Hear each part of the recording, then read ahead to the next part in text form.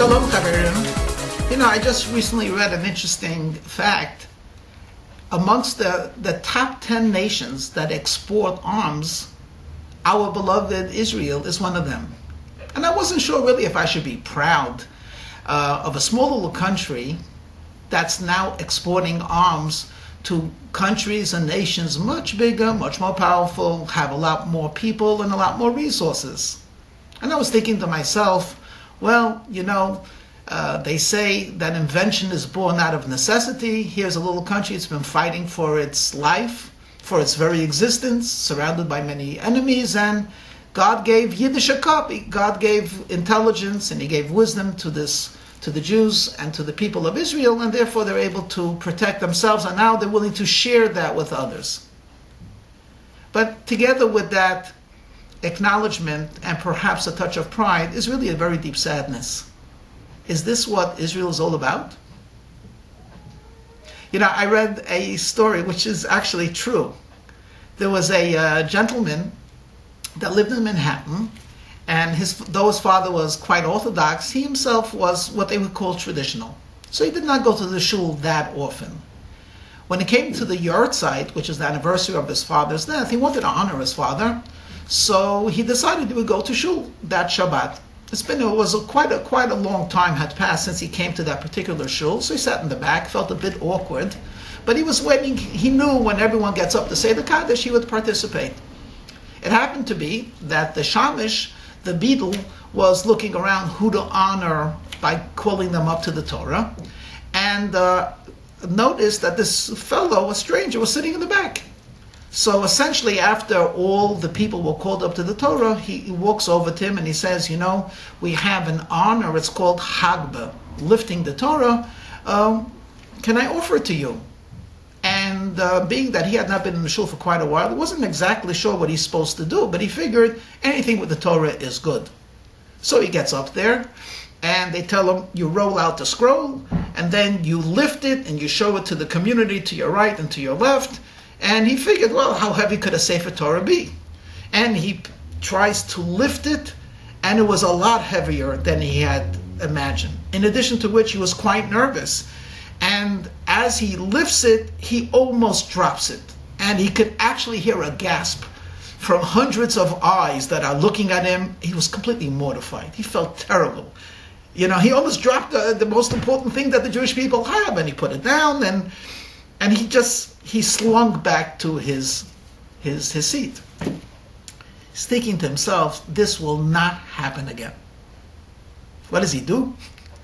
Right after Shabbos, he joins the Nautilus Club. 3 times a week, he goes out and he's working out.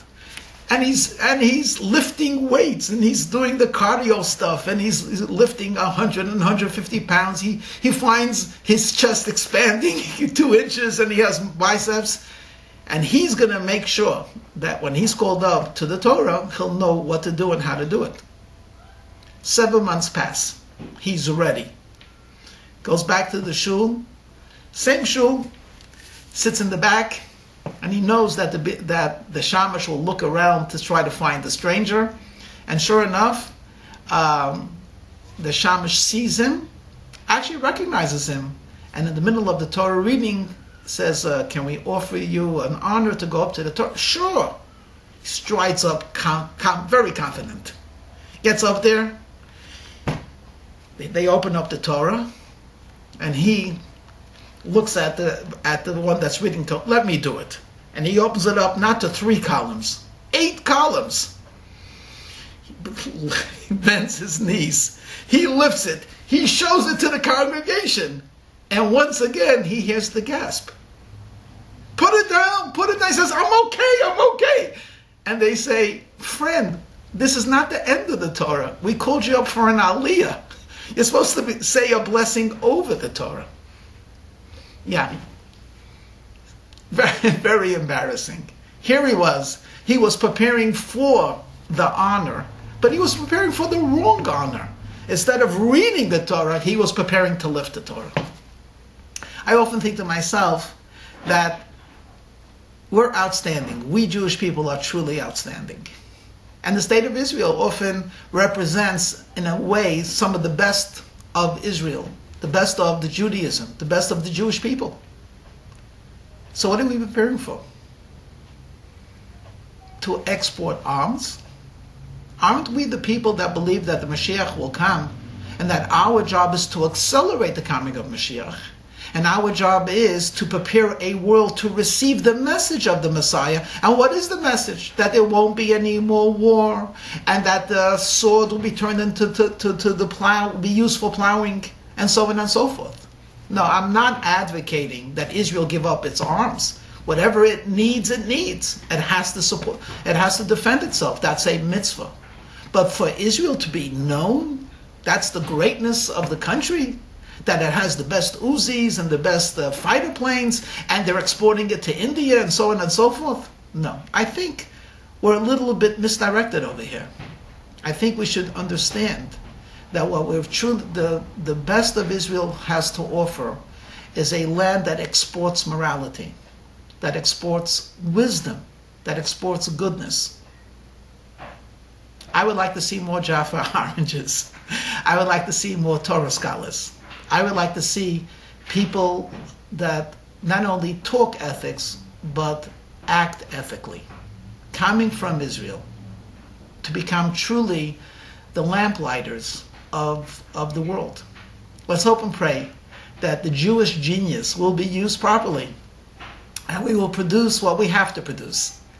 Self-defense, absolutely. Strength, through strength, absolutely. But that's not the main thing. Strength through Torah, strength through mitzvahs, determination to bring godliness down to this world. This is truly something which is impressive. Shabbat Shalom, be well, and may we fulfill our destiny.